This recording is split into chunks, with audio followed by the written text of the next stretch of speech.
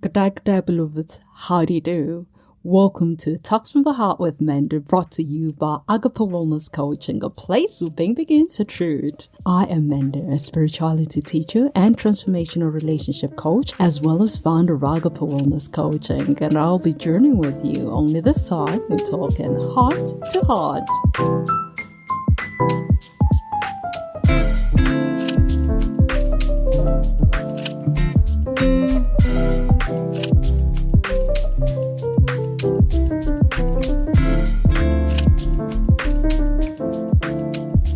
Welcome once again, beloved, to my host, Mender, so journeying with you, talking heart to heart. In the last episode, we explored the wellness concept in depth with the aim of supporting you on your journey to being the being you are at root as you navigate wellness dimensions to a meaningful and fulfilling life and relations. Now, as we approach today's episode, I'd like to remind you that in that previous episode, we had already mentioned that at least 2 to 3 upcoming episodes will be focusing on concepts that will form part of our discussions as we focus on spiritual and psychological wellness and well-being in relationships. I'll try my best to share as much as I can in our discussions, but if you ever find yourself needing help and clarity, feel free to contact us at www.agapewellness-center.com. Again, it's www.agapewellness-center.com. Center spelled C-E-N-T-R-E, center. Feel free to leave us your comments in the comment section below or the contact page on our website. Now, beloved, I encourage you to grab your favorite beverage, get comfortable, stay tuned in as we delve into the depths of human existence and consciousness, the intricacies of what it means to be human. Our episode, The Whole Human Explored, is for me a rather fascinating topic as we will be exploring the multidimensional nature of the human being. As we approach the subject of our exploration, I appeal to you, open your heart and mind, as the exploration of our nature has been studied from long time past through various lenses, whether it be ancient spirituality and philosophy to modern sciences such as psychology, anthropology, sociology, and theology. Our nature has been a thing of intrigue. In the spirituality and philosophy realms, scholars and thinkers have long grappled with questions about the nature of humanity. Philosophers throughout history have often conceptualized human beings in 3 distinct dimensions: the body, mind, and soul or spirit. From the 30,000-year-old ancient African philosophies and spirituality teachings of Socrates and Plato, to the doctrines and dogmas of various religions, the spirit or soul of man has been a subject of intrigue. From Aristotle to Descartes, philosophers have often emphasized the importance of understanding the body as the foundation of our existence. Then you have the sphere of studies of the mind, the realm of our thoughts, emotions, and consciousness. Psychologists like Sigmund Freud and Carl Jung have delved deep into the workings of the mind, exploring its complexities and uncovering layers of our psyche. So again,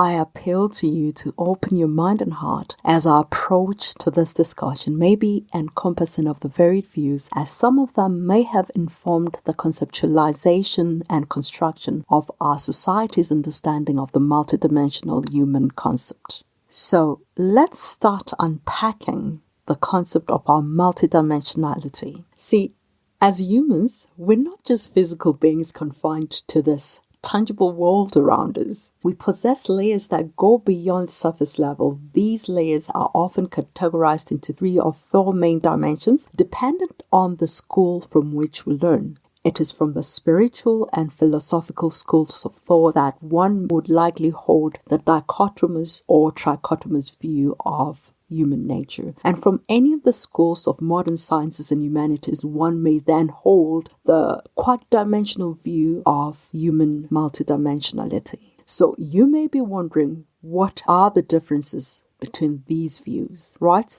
Well, both the dichotomous and trichotomous find their roots in ancient philosophy, spirituality, and of course, theology, whilst the quad-dimensional human being concept is rooted in modern sciences and humanities' sphere of exploration. Now, dualism or dichotomous view believes that humans are soul or spirit and matter, which is the physical aspect. This school of thought does not see the soul and the spirit of a human as separate facets of the being, but one aspect indwelling the physical aspect. Then we have the tripartite or trichotomous view. Here the belief is that humans are tripart, made of spirit, soul, mind are considered one and the same, and then the body, right? And lastly, we have the quad-dimensional view that supposes that humans are spirit, soul, mind, and body. As we explore the concept of a multidimensional human through the varied lenses, we shall start by contemplating the physical aspect of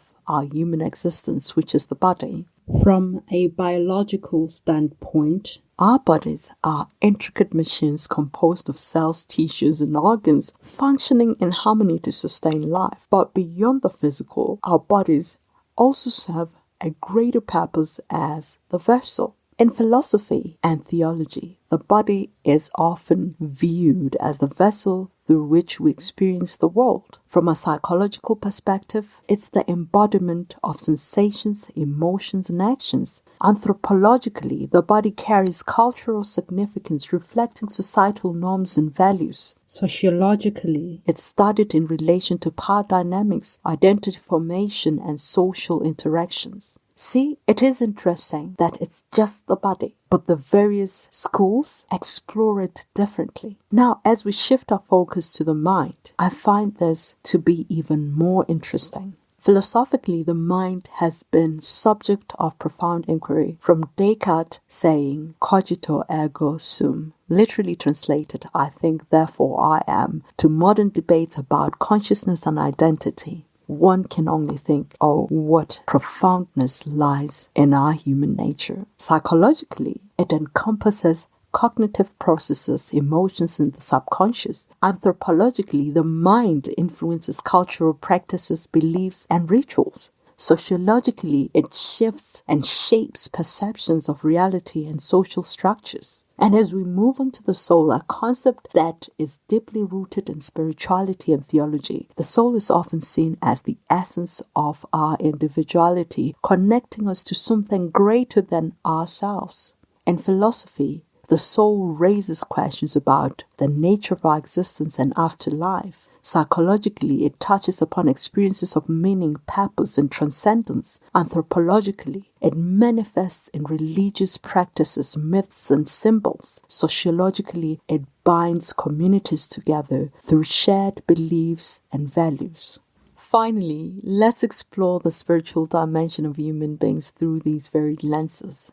Spirituality transcends religious doctrines and dogmas, encompassing connection, awe, and transcendence. And, oh goodness, this dimension is one that I'd love to see more people explore as they journey through their lives. Philosophically, it delves into existential questions about the nature of reality and our place in the universe. Psychologically, it relates to experiences of inner peace, fulfillment, and wholeness. Anthropologically, it shapes cultural worldviews and cosmologies, while socially, it influences social movements, ethical frameworks, and collective identities. See how the varied lenses see all these dimensions differently, and yet they are the same dimensions of our human nature. I don't know about you. I'm in awe, learning from different schools, finding out how others view what I explore in my everyday studies. I find it to be a very fascinating process. Now let's bring these dimensions together and explore how they intersect and influence each other. Our physical health can impact our mental health just as our thoughts and beliefs can shape our spiritual journey. By understanding the interconnectedness of these dimensions, we gain a deeper appreciation for the complexities of our human nature. Now, whether it is the dichotomous, trichotomous, and or quad-dimensional view of the human multidimensionality you hold, these are not just theoretical frameworks. They have practical implications for how we approach our wellness, self-care, personal growth, and relationships. By nurturing our bodies, minds, souls, and spirits, we cultivate a sense of balance and harmony in our lives. Now, as we navigate the complexities of human existence, it is important to remember that each dimension is worthy of exploration and understanding. Whether we are pondering the mysteries of the universe or simply just making sense of our own experiences from the dichotomous, trichotomous,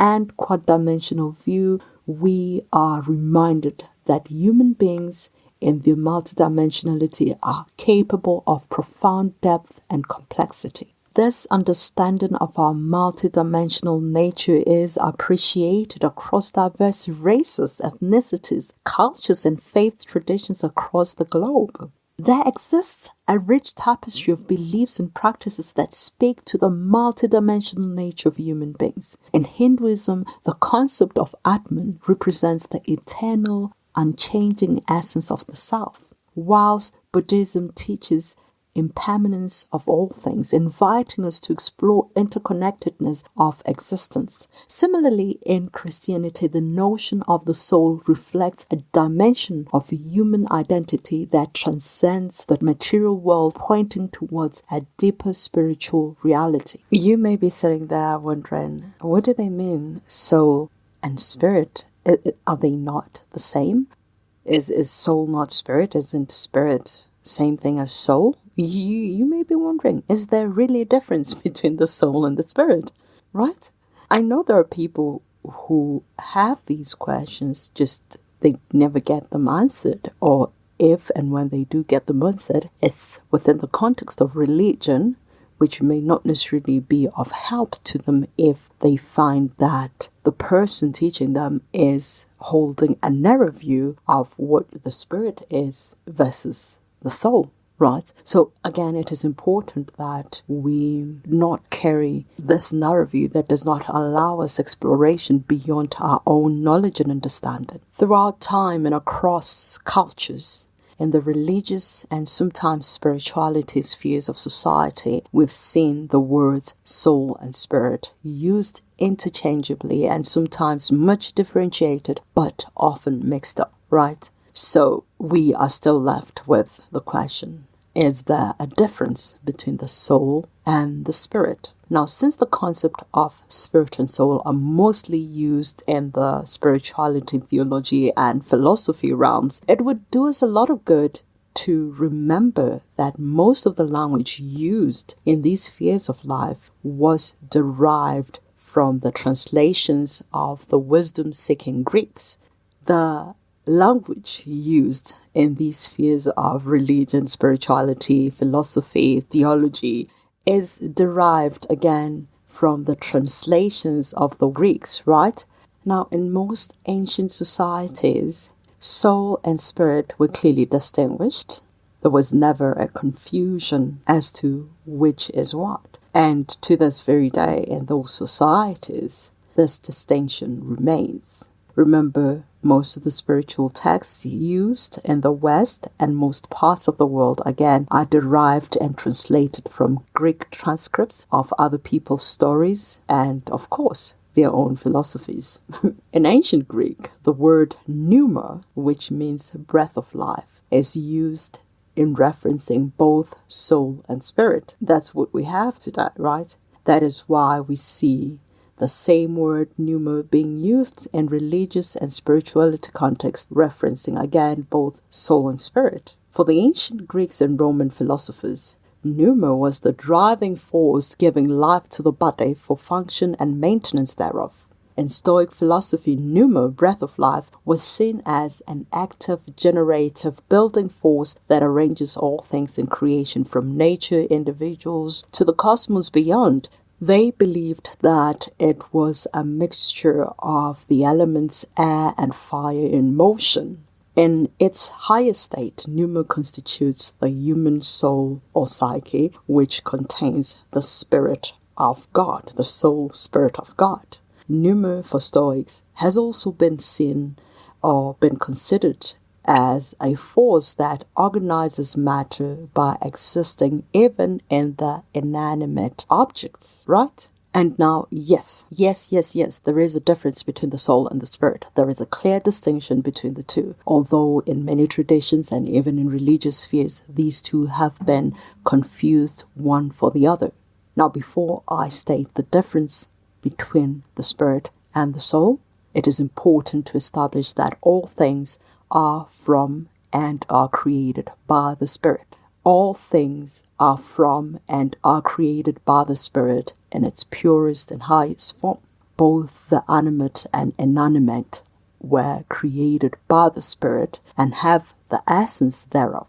The varied and evolved manifestations of the pure Spirit is what brings about distinction between itself and its various manifestations. Again, I repeat, the varied and evolved manifestations of the pure Spirit is what brings about distinction between itself and the various manifestations. The Spirit is that part of us that is most attached to Source. It is Source. It is the fragment of Source that chose to manifest itself in various ways. It manifests itself in various ways for personal expression and practical experience. It is the God aspect, the life-giving, creative, and expressive aspect of our beings, present in all things throughout creation. You look at the mineral kingdom, it was created by Spirit. The plant kingdom, created by Spirit.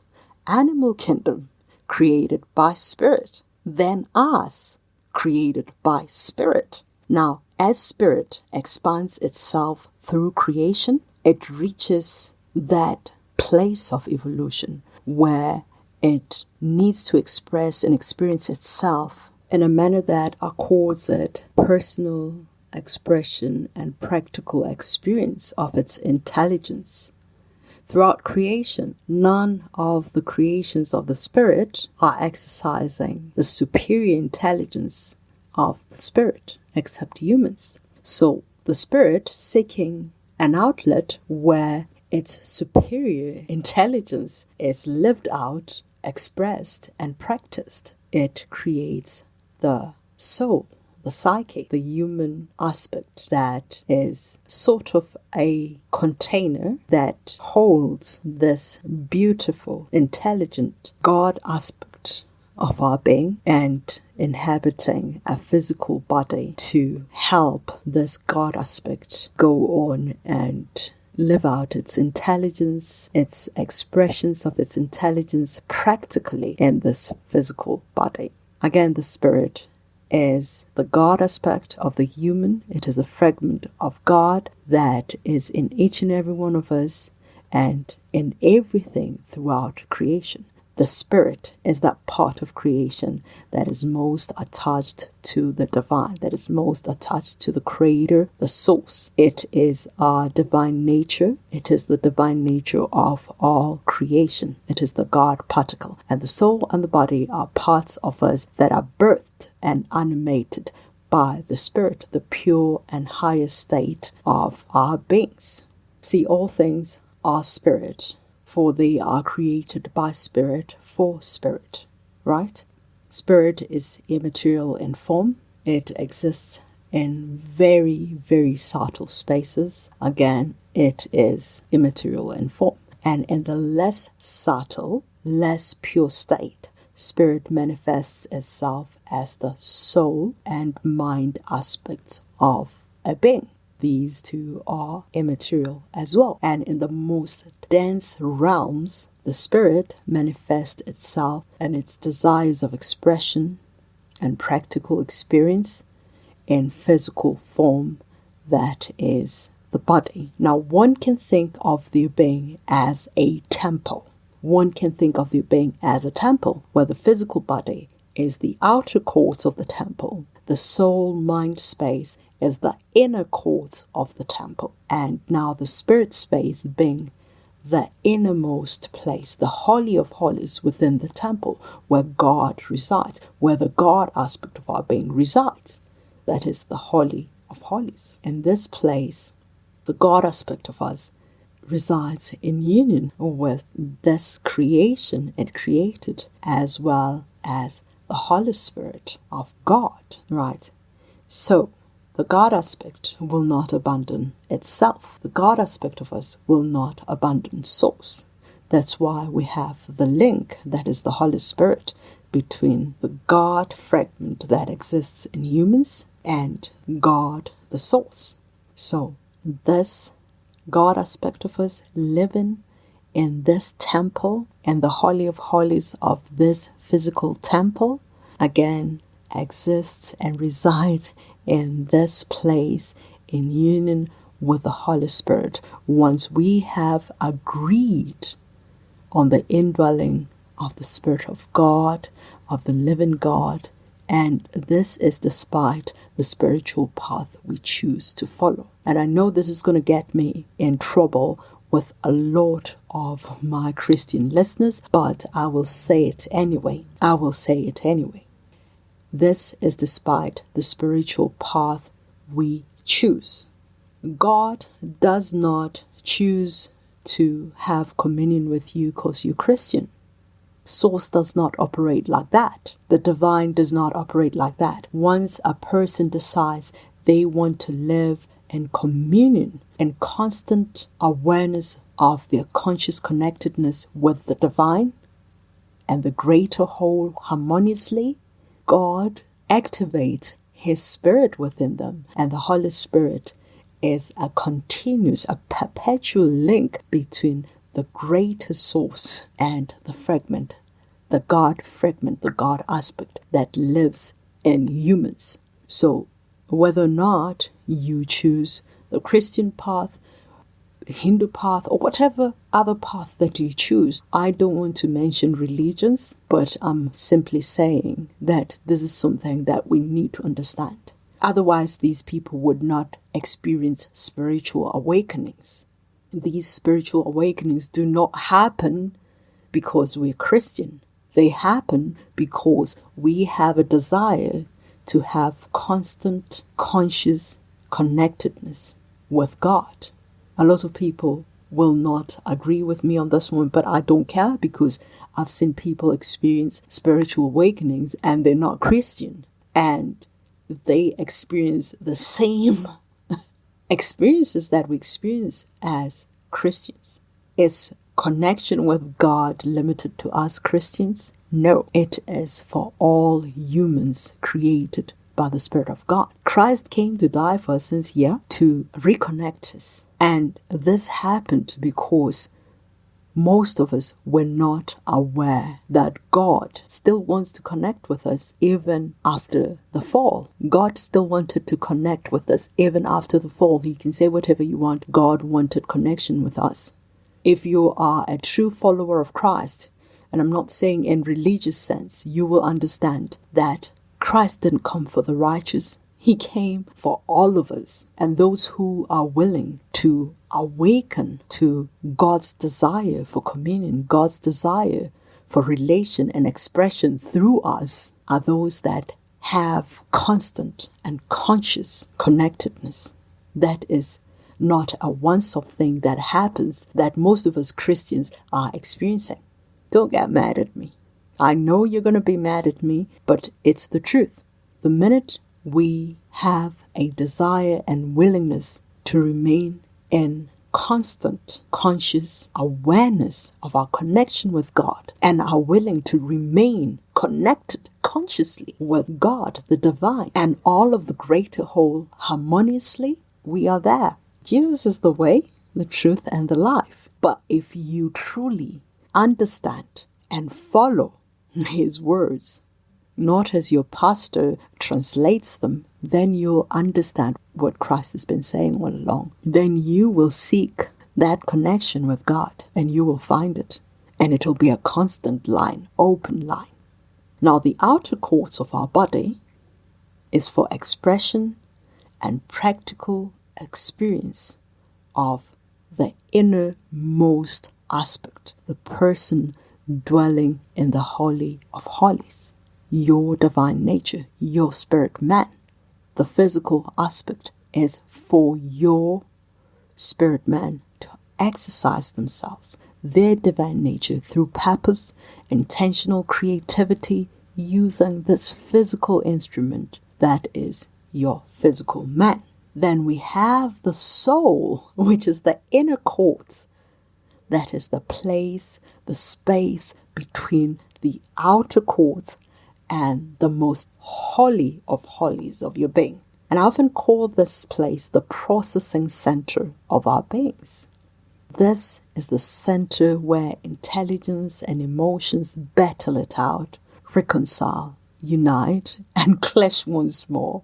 All analytics of messaging, knowledge, experience, both spiritual and physical, conflict, reasoning, and resolutions happen in this area of our beings. That is why we see some of the specialists divide this space into mind and soul, not just the inner courts, which we refer to as the soul.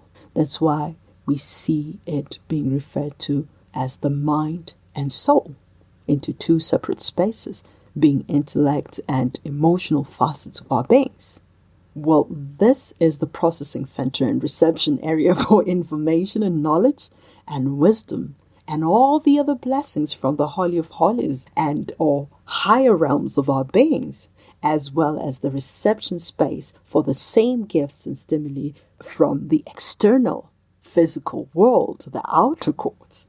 Now, the most inner, the Holy of Holies of our being, the inner man, the divine nature of our being, in union with the Holy Spirit, and sometimes not, because most people believe God to be someone out there that they're waiting to find.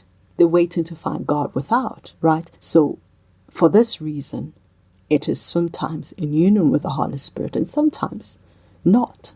Again, because people are waiting to find God without. They get in touch with God every now and then and never getting to realize the God nature that resides in them, because their awareness of their conscious connectedness is in fact in an altered state of being. God wants constant connection, constant conscious connection with us, not an altered sometimes whenever type of connection we are taught to have. Something that most people struggle with, especially in our Christian community, is the fact that the inner man, the spirit man, in and of itself is a multidimensional facet of our being. Now, this is something we will delve deep into when we discuss the concept of spirituality in depth. This aspect of our being is, again, in and of itself, a multidimensional facet of our being. It can exist in this very realm with you and going to the realms beyond in connection with itself, with God, the source. Now, it is very crucial that one knows and understands that the expressions and experiences of both the inner man and physical man are impactful on one's soul and mind space. Whatever the expressions and experiences of the inner man, the spirit man, the person in the Holy of Holies, and those of the physical man, the person of the outer courts, are impactful on one's soul, mind space, the inner courts.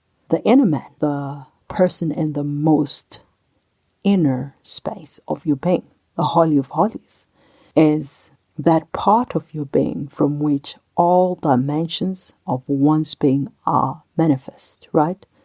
This aspect of you knows who you are, whence you come, why you're here, why you were created, the expression you are to carry, the direction of your journey. Most of one's life's journey answers are available from within themselves, from the God aspect, from the spirit man.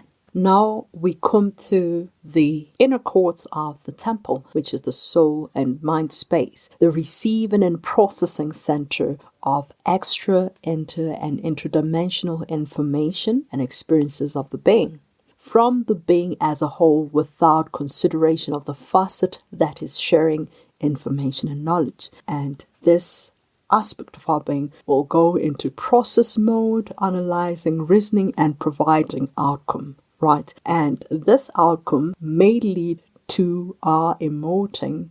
Now, I want you to see this aspect of our being as the ocean, whereby the winds that happen externally can in fact affect the ocean, right? And even movement that happens internally can also affect the ocean. More often, the spirit would be gentler. It'd be like the motion of the creatures in the sea, not affecting the sea as much, but when need for expression exceeds need for stillness, this spirit, the inner man, will cause giant waves, just as an earthquake in the sea will cause a tsunami, right? And the physical man, of course, with the ever-changing environment, will constantly cause disturbances to the inner court of our beings. When information received from both the external and the inner man is not aligned, the mind-soul space may, after analyzing and processing, experience dissonance and discord in ways that we will see play out in the emotions that most of us refuse to experience, the negative emotions. And when there is alignment and balance and harmony between the inner man and the physical man, the outcome that is from our soul space will be our much desired outcome, which is the positive emotion. Now, are the outcomes, the emotions of reasoning and intellect by this soul mind space of ours good or bad? Are they good or bad? Are the emotions good or bad? Well, again, they are neither good or bad. They are just analytical outcomes based off of how our processing center analyzes our experiences. Both physical and spiritual experiences are processed and outcomes are provided.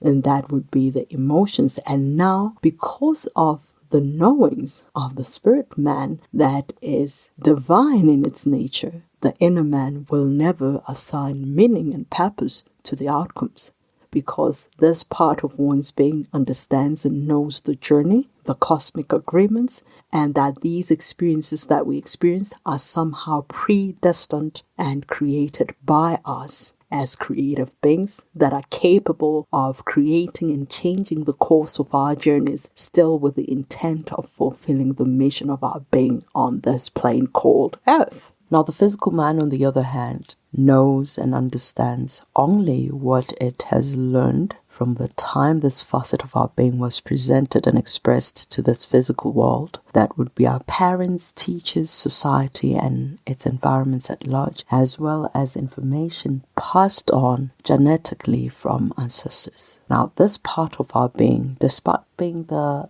youngest part or facet of our being, esteems itself just as much as the soul and the spirit esteem their functions and role in this realm. So the soul and spirit facets are immaterial aspects of oneself, and they've traveled this journey together more than most of us know or are willing to accept, something that our religious fathers, teachers, and leaders do not want us to know or even acknowledge if they do not know already.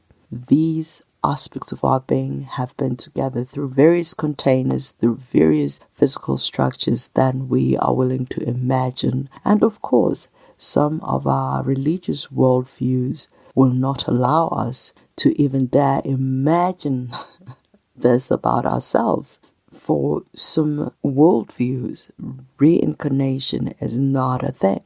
Reincarnation is not a thing. But truth is, there are moments where echoes from the spirit and the soul will bring information to the fore that presents the past lives aspects of ourselves that we are not willing to open ourselves to. But again, it is something that we need to be opening ourselves to understand these facets of our beings, right?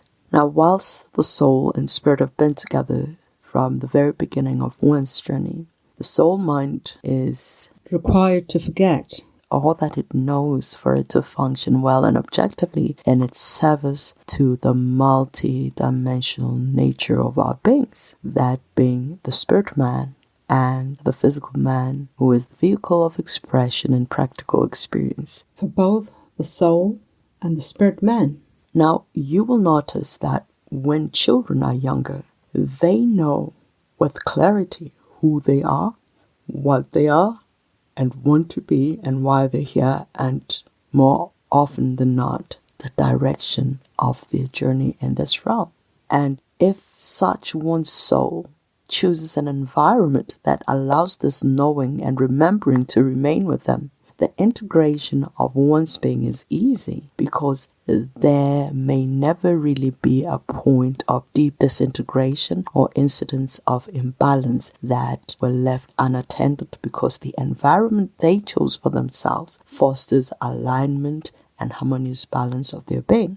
On the other hand, others, for whatever reason, whatever their mission and reason, they choose environments that'll cause total disintegration of the being's oneness, so that the soul will not remember anything, hear or recognize the nudgings of the spirit man until the appointed time of their awakening. Only then do they awaken to the inner man, to their inner knowing. Now, based on the extent of the traumas suffered and the depth of their disintegration, one would have to unlearn old ways of being to learn new ways that'll help them create oneness and wholeness in their being. Now, you may be wondering, is wholeness and oneness something that is attainable to each and every one of us? Does all and every person out there experience oneness and wholeness? Well, we all need to bring about oneness and wholeness to our beings. We all need to bring oneness and wholeness to our beings. This is something that should be a state of being. This is not something reserved for the mystics and highly spiritual people out there, as we are taught, but it should simply be our way of being. It should be a way of being for each and every one of us. In fact, it's our natural way of being. Harmonious functioning is our natural state of being. It should never be any other way. It should never be any other way. There should never be a point where, you are not experiencing wholeness, because the moment one is not experiencing wholeness within their being, it means they are malaligned and it'll disturb their wellness journey. And it is all about us being well, living out our wellness whilst we're here, expressing ourselves through purpose, being who we are at the very root of our being, right? Now, you may say, how does one integrate and bring about oneness and wholeness to their being so as to support their effort to attain wellness? Well, knowing, understanding, acknowledging and appreciating our multifaceted nature for what it truly is, with all its functions, without esteeming one over the other, as this will cause constant dissonance between the inner man and the physical man, something that will put a strain and cause turmoil in one's soul, which, by the way, is the reason the soul-mind space is often referred to as the battlefield. See, do not ignore the needs of your physical man to uphold the inner man, and do not ignore the inner man to fulfill the needs of the physical man, because this lack of balance may just put a strain on your soul space, on your soul-mind space, putting so much strain that it'll cause turmoil in one's soul, in one's inner courts. And it is the reason we call this space the battlefield. It's the reason they say the enemy of our souls is battling within this area of our being for domination over this area, right? But again, that's a different topic. I'm just simply saying, ensure that these constant battles that happen in the inner courts between the physical man and the inner man are kept to a minimal and create the necessary balance and harmony between all these facets of your being so as to foster your wellness. Now, because the inner man, the higher self, the spirit man, is that part of us that remains connected to God, the divine source. For most people, this part should be in charge of the journey as it is most knowing, as it is the most knowing part of our being in comparison to the physical man, right?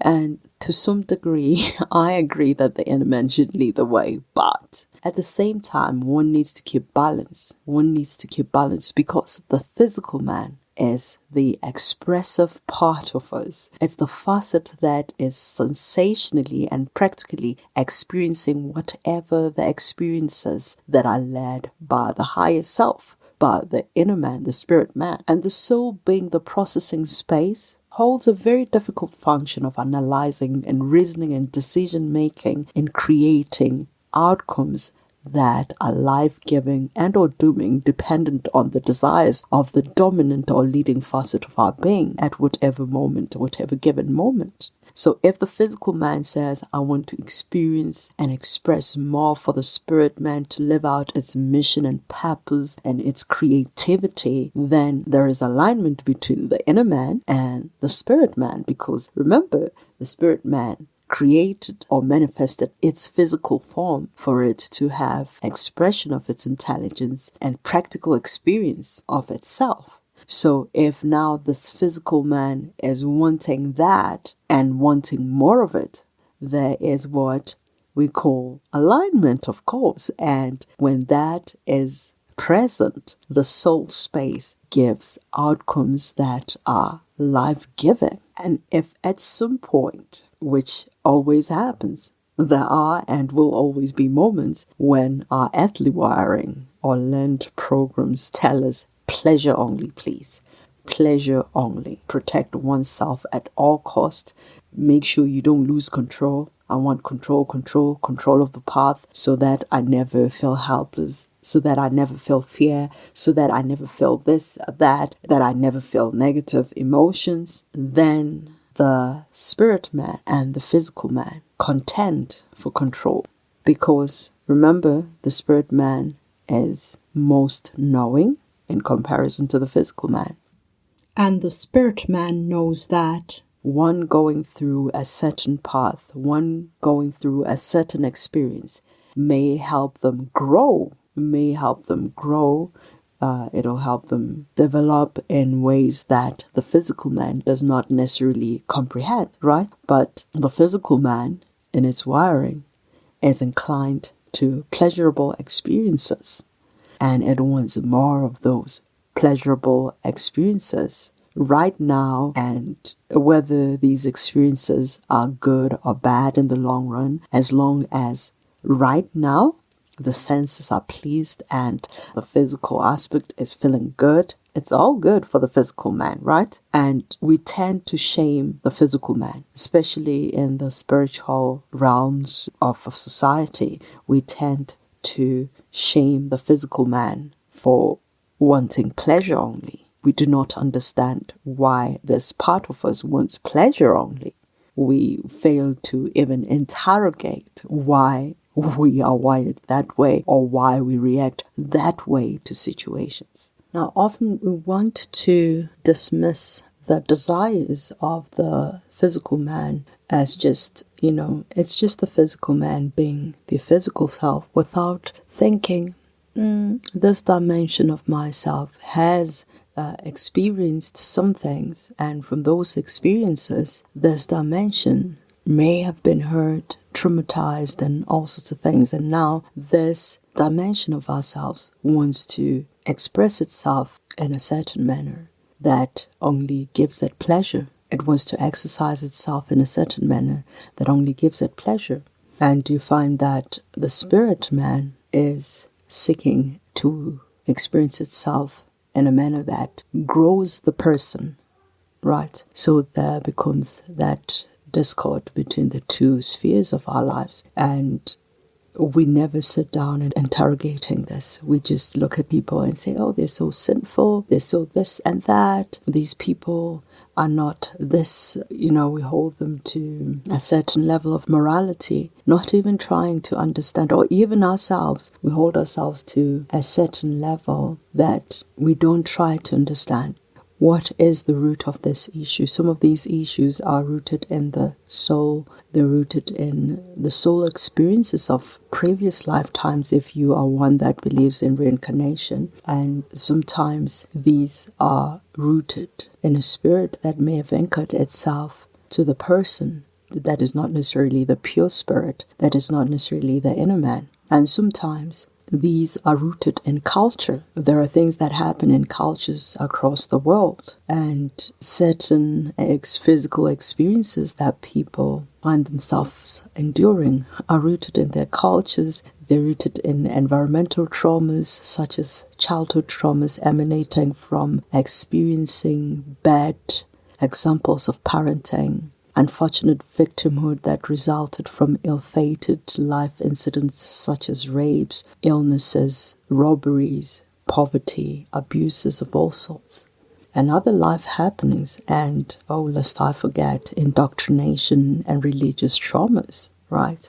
So when the flesh or the physical man reacts or wants to express itself in a manner that is not necessarily in agreement with the inner man, with the person in the Holy of Holies, it isn't because the physical man is a spoiled brat acting out. It has its experiences, and those experiences need to be acknowledged, and those experiences need to be explored for healing to happen to the physical and soul level of the person. The soul-mind space needs healing, because as the physical experiences such traumas, the soul, the mind space of that person, the soul-mind space bears the brunt of it all. And it is painful. It is painful. And the spirit man knows this, but because the spirit man, in agreement with the soul, chose to inhabit this physical manifestation of the spirit, it has carved a path. And that path can be changed, of course, but it has carved a path in agreement for it to experience itself in a certain way, traumas included. And that is something that we never discuss, because we are taught that traumas are not necessarily a good thing. And of course, trauma is not necessarily good, but it is essential for our development. Now, as we get to explore trauma in future episodes, you will learn that trauma is not necessarily a good or bad happenstance for people, but a life event that happens for purpose sake. We get to assign significance to the events and determine how their effects affect us. So we will in the future discuss this, and I hope you will continue to tune in for that, which is something that we will discuss in future episodes. Again, even in these kind of incidents, your physical man will send a message to the soul-mind processing center that one is afraid, they're tired, they can't take it anymore, they can't take any more of this expressing and experiencing, and they want to tap out. And the soul will again analyze input from both the spirit and physical man, and when consensus is reached between the two in that soul-mind space, the soul will give life or doom dependent on the agreement. And where there is no consensus, the being will continue on in what some may deem as a delayed end or a delayed transition.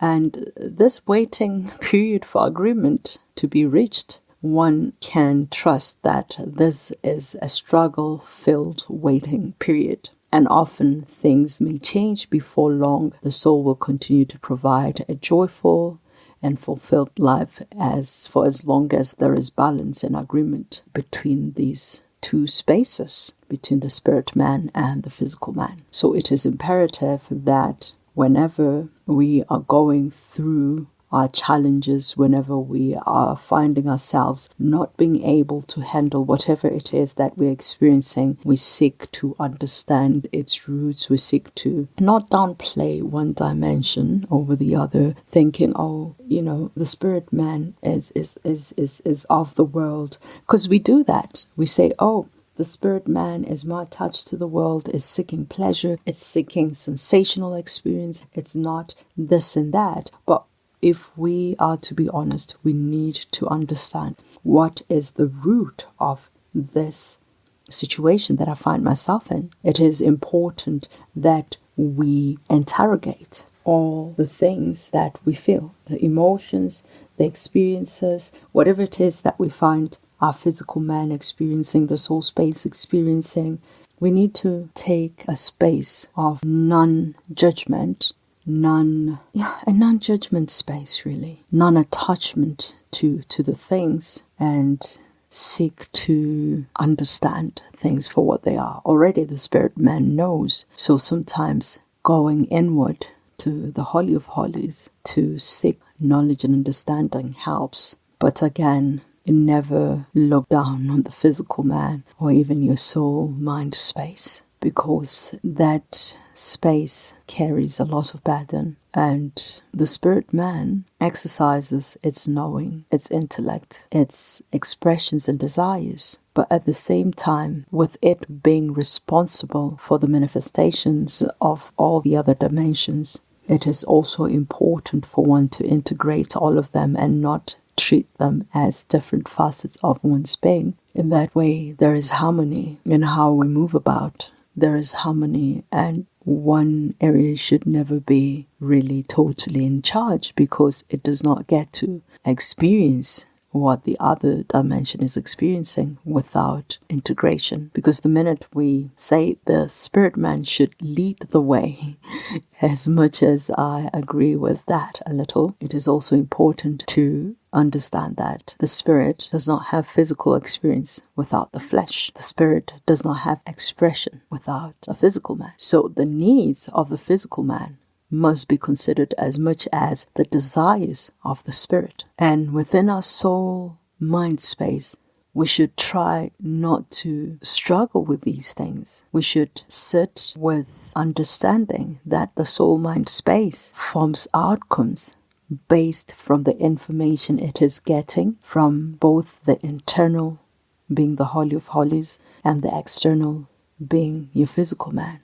And we need to consciously create that balance within ourselves so that these battles are less, because when the soul mind space suffers, our well-being collapses. Our well-being may very well collapse. So we want to maintain wholeness and oneness in our multi-dimensional essence. And when we do that, we're able to also maintain our wellness through the various facets of wellness as a multi-dimensional, multifaceted area of our life. Again, we need to remember how fascinating these dimensions are. It is fascinating how these dimensions interact and influence each other. A healthy body can positively impact our mental health and spiritual well-being, just as a troubled mind can manifest physical ailments. Think about it. A serene mind can lead to a deeper spiritual understanding, while spiritual fulfillment can bring peace to our mental state. It's like a delicate dance with each dimension influencing and being influenced by the other. Understanding this interplay can help us navigate the complexities of being human. So embracing wholeness is very important. So how do we make sense of all these complexities? How do we embrace the wholeness of our being? Remember, I said it starts with awareness, recognizing and honoring each dimension of ourselves. It's about nurturing our bodies, cultivating our minds, and nourishing our spirits. But it's also about integration. It's about finding harmony between these dimensions, aligning our physical, mental, and spiritual selves towards a unified purpose. And perhaps in embracing our multidimensional nature, we can unlock new levels of self-awareness, compassion, and fulfillment. Now remember to maintain harmonious balance through choosing wellness with conscious intent and living lives that are totally in support and are aligned to our wellness and well-being as we walk and journey through life as well-integrated beings, well-balanced beings in harmony within self. As we conclude today's episode, I'd like to remind you to always explore life and our human nature with a filter-free lens so as to explore free of bounds. As you've seen throughout history, various disciplines have explored the complex nature and dimensions of our humanity, each offering unique perspectives and insights. Philosophy delving into the nature of existence and the pursuits of meaning. Psychology immersing itself in the intrigues of the human psyche, objectively exploring its complexities. Anthropology studying human cultures and societies, highlighting the diversity of human experiences. Sociology, examining the social structures, dynamics that shape our interactions and identities. And of course, spirituality and theology, offering frameworks for understanding our place in the cosmos and our relationships to the divine. Whether through prayer, meditation, or ritual, spiritual practices provide an avenue for connecting with a deeper dimension of ourselves and the world around us. In essence, the multidimensional nature of humanity reminds us that we're more than just the sum of our parts, and reflecting on these dimensions of our existence offers us a perspective of the complex and richness of this human experience. We are complex beings with infinite potential for growth, transformation, and connection. Each dimension intertwines with the other, forming a tapestry of connection and being. It's through embracing this multidimensional nature that we can cultivate a deeper understanding of ourselves and our place in this world as we embark on a journey of self-discovery and self-realization. And I'm hoping that you too take a moment to embrace this complex yet beautiful nature of your humanity. In our next episode, we will further explore our multidimensionality with a special focus on the psyche. I hope you tune in as we continue to journey talking heart to heart. Now remember, this podcast show and its contents is available to you on Spotify, Apple Podcast, Google Podcasts, Amazon Music, YouTube, and of course our website. That is www.agapawellness-center.com. Like, subscribe, and share. Tune in again for more. You can reach out to us on social media. We are available to you on Instagram as @AgapaWellnessCoaching and on Twitter as AgapaWellnessCC. It sure has been a wonderful time spent here with you, but it is time for me to love you and leave you. Until the next episode, this is your host, Mendes, signing out. Shalom.